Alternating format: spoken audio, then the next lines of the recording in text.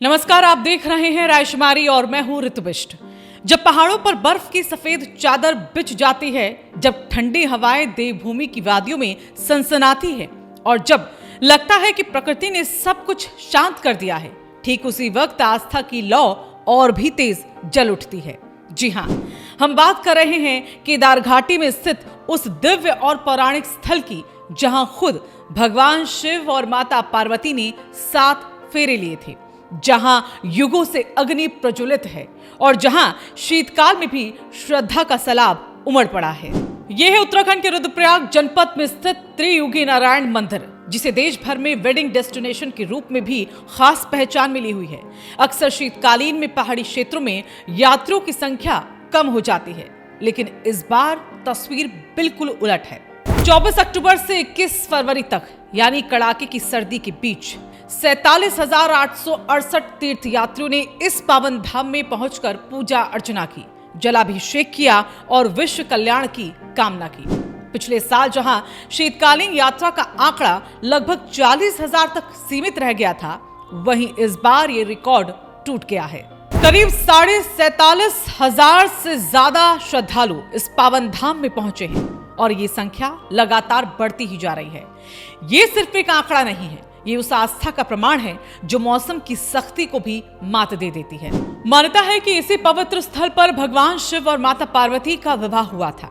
कहा जाता है कि यहाँ स्थित अखंड धनंजय नामक अग्निकुंड में स्वयं देवताओं की उपस्थिति में विवाह संपन्न हुआ और वो अग्नि आज भी युगों से निरंतर प्रज्वलित है। आज भी जब कोई नवयुगल यहाँ 7 फेरे लेता है तो वो खुद को उसी दिव्य परंपरा से जुड़ा हुआ महसूस करता है, जो आदिकाल से चली आ रही है। यही वजह है कि त्रियुगी नारायण मंदिर केवल एक धार्मिक स्थल नहीं है, बल्कि आस्था, प्रेम और सनातन परंपरा का एक जीवंत प्रतीक बन चुका है।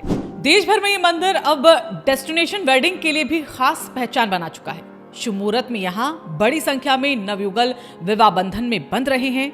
कल्पना कीजिए, बर्फ से ढकी चोटियां, देवदार के वृक्ष, मंत्रोच्चार की गूंज और युगों पुरानी अग्नि के समक्ष 7 फेरे। ऐसा दिव्य और आध्यात्मिक वातावरण शायद ही कहीं और देखने को मिले। इसी वजह से श्रद्धालु ही नहीं, बल्कि पर्यटक और नवविवाहित जोड़े भी यहाँ पहुंचकर अपने जीवन की एक नई शुरुआत कर रहे हैं। शीतकाल में बढ़ी इस भीड़ ने स्थानीय पर्यटन और व्यापार को भी एक नई ऊर्जा दे दी है। होटल व्यवसायी हो, स्थानीय दुकानदार हो या पुजारी, गाइड और वाहन चालक ही क्यों ना हो, सभी के चेहरे पर मुस्कान है। मंदिर प्रबंधक अजय शर्मा के मुताबिक इस बार शीतकालीन यात्रा में अभूतपूर्व वृद्धि दर्ज की गई है और ये न केवल धार्मिक दृष्टि से इसको महत्वपूर्ण माना जा रहा है, बल्कि क्षेत्र की जो अर्थव्यवस्था है उसके लिए भी कहीं ना कहीं शुभ संकेत साबित हो रहे हैं। आस्था और अर्थव्यवस्था दोनों का एक ऐसा संगम विरले ही देखने को मिलता है। केदार घाटी, जो पहले से ही भगवान केदारनाथ की तपोभूमि के रूप में जानी जाती है, अब शीतकालीन पर्यटन का भी एक प्रमुख केंद्र बनती जा रही है। यहाँ आने वाले श्रद्धालु सिर्फ दर्शन ही नहीं करते, बल्कि आसपास की जो प्राकृतिक सौंदर्य हैं उनका भी आनंद लेते हैं।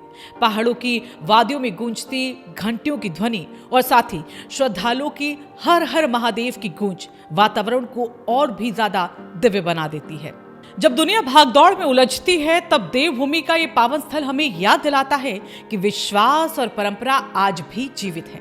यहाँ पहुंचने वाला हर श्रद्धालु अपने साथ एक नई ऊर्जा, एक नया विश्वास और एक नई उम्मीद को लेकर लौटता है।